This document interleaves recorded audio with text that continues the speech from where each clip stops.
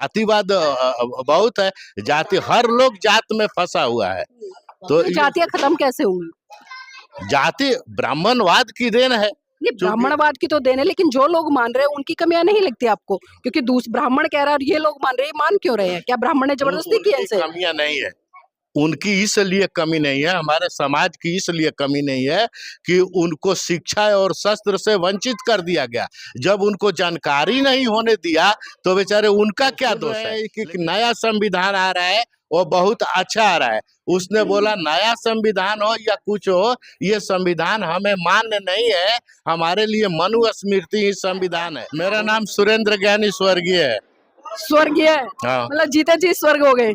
जीते जी और मरने के बाद क्या स्वर्ग है? स्वर्ग जो है जो हम स्वयं में आनंदित है। और जब से हमने बुद्ध की शिक्षा को ग्रहण किया है, बुद्ध को ज्ञान का ग्रहण किया है, तो इस ज्ञान से आनंद देने वाला कोई चीज नहीं है। लेकिन हिंदू लोग तो स्वर्ग की कुछ और ही कल्पना करते हैं, क्या वो झूठ है? तो बाकी को क्या, वो तो बिल्कुल जो झूठ है। स्वर्ग और नरक हिंदुस्तान में मैं गारंटी लिख करके देता हूँ कि कोई नरक में नहीं जाता है। सब मेरे से सर्टिफिकेट ले लीजिए, सब मरने के बाद चोर चंडाल बदमाश सब स्वर्ग में ही जाते हैं। लेकिन हम लोग उनके हिंदूवादी स्वर्ग में नहीं, हम बुद्ध के ज्ञान के स्वर्ग में। आप बड़े दावे के साथ कह रहे हैं कि चोर हो, डाकू हो, लुटेरा हो या अच्छा हो, सर स्वर्ग में जाते हो। स्वर्ग कैसा होता है? तो किसी ने बताया आपको? नहीं, मैं जब इस पर रिसर्च कर रहा था तो मैं बहुत बड़े बड़े ज्ञानी और पंडितों से पूछा कि भाई बताओ कहाँ पर स्वर्ग है, आने जाने का खर्चा मैं दूंगा, उसकी चौहद्दी बताओ, ये बताओ। तो गरुड़ पुराण तो कौन किताब, ये सारा मैं पढ़ा, हमें कहीं नहीं मिला।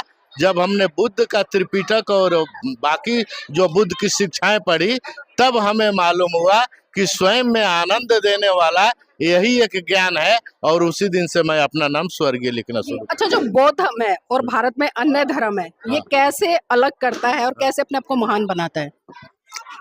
बाकी बौद्ध जो है धर्म है, धर्म एक विचारा है, धारा है। बौद्ध धर्म जो है ये भगवान को नहीं मानता है, ये बोलता है कि स्वयं अपो दीपो भवो, स्वयं में विकास करो, स्वयं शिक्षित हो।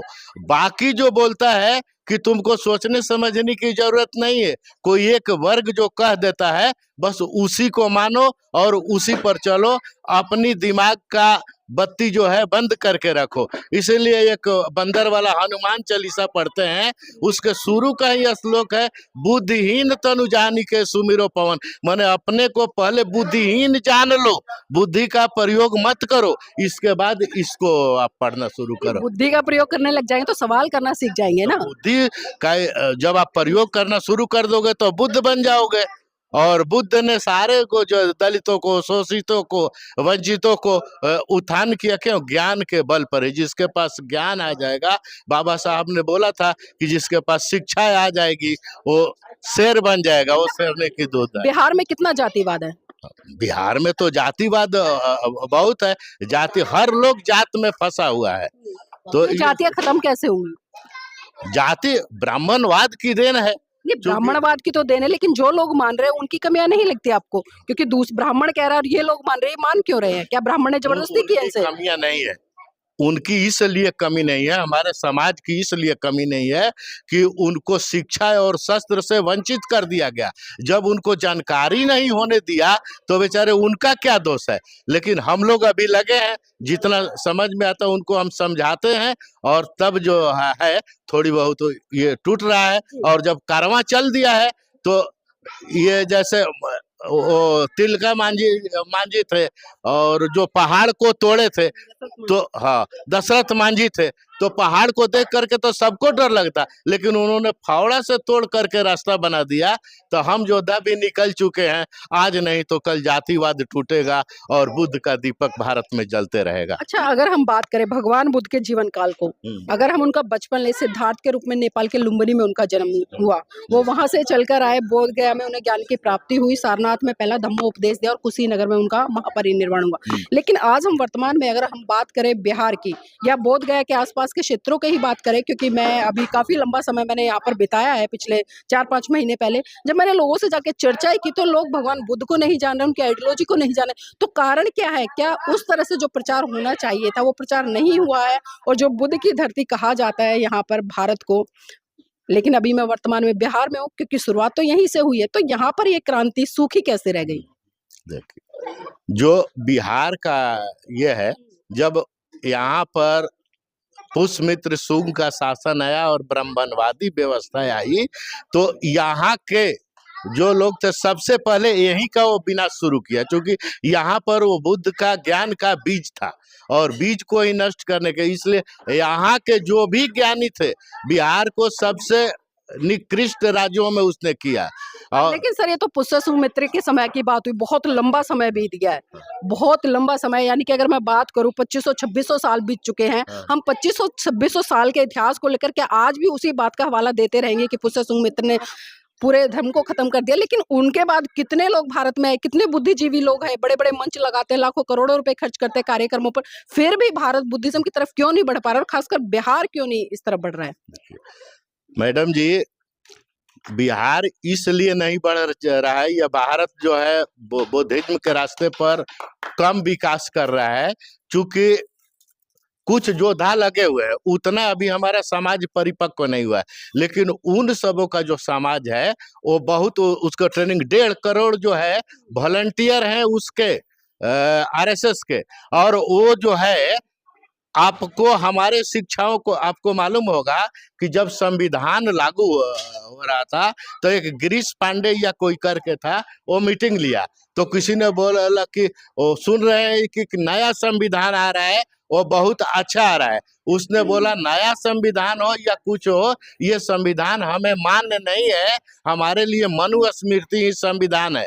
उन्होंने बोला कि लोगों ने बोला अंबेडकर बहुत बड़े विद्वान हैं, उनके द्वारा संविधान लिखा गया। बोला चाहे कितना भी विद्वान है वो शूद्र है, और शूद्र का लिखा हुआ संविधान हमें नहीं चाहिए। बोला दूध तो पवित्र होता है, लेकिन नाली से बहता हुआ आएगा दूध तो पवित्र नहीं माना जाएगा। इस बात को कह करके उसने जो है अंबेडकर के संविधान को दूर हटाने का कोशिश किया। चलिए उन्होंने किया, आज भी बहुत सारे लोग ऐसे कह रहे हैं कि जो भारत का संविधान है डॉक्टर अंबेडकर ने नहीं लिखा, लेकिन आज तो डॉक्टर अंबेडकर के संविधान से पढ़ लिख कर लाखों करोड़ों लोग भारत में ऐसे, और खासकर बहुजन समाज से आने वाले लोग, लाखों जज मिल जाएंगे, लाखों वकील मिल जाएंगे, आपको लाखों आईएएस अधिकारी मिल जाएंगे, एसीपी मिल जाएंगे, डीसीपी मिल जाएंगे, लेकिन उसके बाद भी क्या कमियां है कि आज डॉक्टर अंबेडकर का संविधान खतरे में है, लोकतंत्र खतरे में है, और जो हक अधिकार है वो खतरे में। तो कमियां कहाँ है? आपको लगता नहीं कि जो बहुजन समाज के जागरूक लोग हैं उन्हें जिस तरह से, जिस गति से काम करना चाहिए था वो बेईमानी कर रहे हैं? मैडम, बाबा साहब ने आगरा में या कहीं बोला था कि हमें पढ़े लिखे लोगों ने धोखा दिया। तो क्या बाबा साहब ये बोल रहे थे कि हमें माने पढ़े लिखे लोग धोखेबाज होते हैं? तो हमारे समाज में शिक्षित लोग हैं, पढ़े लिखे लोग हैं, लेकिन बाबा साहब के कथनों के अनुसार पढ़ करके जो तुमको काम करना चाहिए था, जिस समाज को जगाना चाहिए था, वो तूने काम नहीं किया, तो तू समाज को धोखा दिया। अपने बाल बच्चे को पालन किया, उनको शिक्षा दिया, अपनी रोजी रोटी का इंतजाम किया। तो आजकल शिक्षित लोग क्या करते हैं, और अपना बाल बच्चों का पालन, अपने भोजन का जुगाड़ तो सब एक कुत्ता बिल्ली और सियार भी कर लेता है, और शिक्षित होकर के तो वही काम किया। तो कौन सा काम किया? जब समाज को आप जगाओगे उसके बाद ही आपको कहा जाएगा कि बाबा साहब के शिक्षाओं पर, बुद्ध की शिक्षाओं पर आप चल रहे हैं। जी, बहुत बहुत साधुवाद आदरणीय जी हमारे साथ जुड़ने के लिए। तो देखिए, मैं आपसे एक बात जरूर कहना चाहूंगी, आप कितने ही पढ़ लिख जाए, कितनी ही डिग्रियां ले ले, चाहे लाखों कई लाख रुपए की सैलरी उठा ले, लेकिन जब तक आप समाज के प्रति ईमानदार नहीं होंगे, निष्ठावान नहीं होंगे, समाज की पीड़ा में सम्मिलित नहीं होंगे, मुझे लगता है कि आपका पढ़ा लिखा होना बिल्कुल बेकार है। और इसीलिए बाबा साहब ने 1956 में जो व्यथा थी, 18 मार्च को जो आगरा में रोते हुए कहा था उन्होंने कि जो मेरा पढ़े लिखे समाज है उन्होंने मुझे धोखा दिया है। तो साथियों, इस स्टेटमेंट को बिल्कुल भी आप चरितार्थ मत कीजिए, ईमानदारी से, निष्ठा से लग जाइए। चाहे एक बच्चे को पढ़ाइए, लेकिन ईमानदारी से पढ़ाइए, उसे जागरूक कीजिए। तो मैं चाहूंगी आप इस वीडियो को लाइक करें, शेयर करें और कमेंट करके अपनी प्रतिक्रिया जरूर दीजिएगा कि जो ये चर्चा मैंने की है ये आपको कैसी लगी। और जिस भी साथी ने अभी NB News 24/7 चैनल को सब्सक्राइब नहीं किया, चैनल को सब्सक्राइब जरूर कर लें।